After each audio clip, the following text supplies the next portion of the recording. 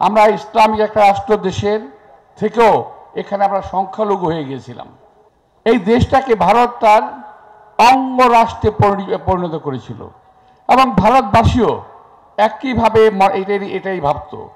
আমাদের দেশ থেকে স্বৈরাচার হাসিনা পাশের দেশে আশ্রয় নিয়েছে গিয়ে,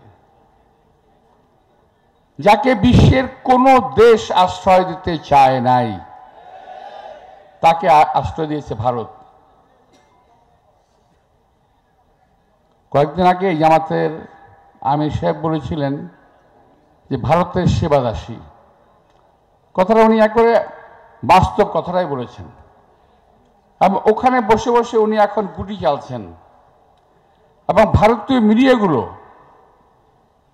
পত্রপত্রিকা কিংবা ইলেকট্রনিক মিডিয়া, তারাও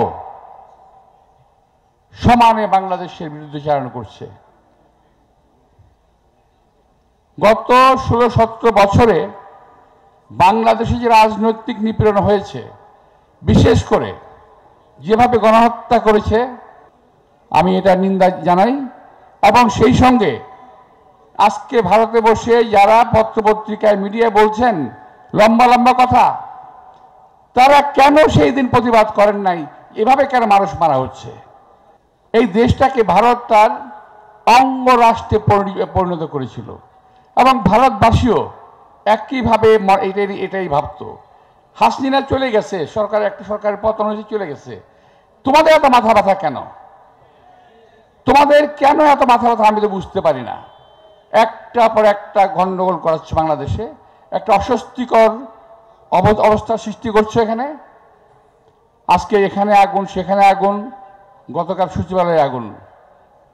তো এই সমস্ত কিন্তু একদিনে এবং একজন করছে না, বিশেষ গোষ্ঠী এই কাজটা করছে এই সরকারকে, এই দেশকে একটা খারাপ অবস্থার দিকে নিয়ে যাওয়ার জন্য। প্রিয় ভাইরা, আমি শুধু ভারতের উদ্দেশ্যে একটি কথাই বলবো,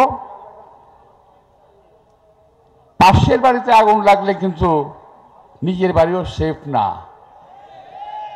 বাংলাদেশে আগুন জ্বালাবেন, নিজেরা শান্তিতে থাকবেন, এটা কিন্তু সম্ভব না, এটা হয় না, ইতিহাস বলে না। সুতরাং একটু সাবধান, বুঝে শুনে চলেন।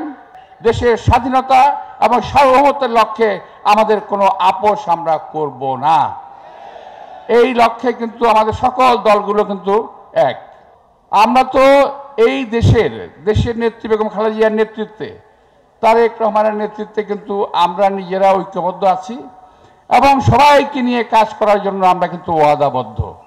আমাদের যে 31 দফা দাবি, যে দাবিতে আমরা প্রণয়ন করেছি, তার মধ্যে কিন্তু স্পষ্ট আছে যে ইলেকশন নির্বাচনের পরে ইনশাআল্লাহ আমরা সবাইকে নিয়ে একটা জাতীয় সরকার গঠন করব।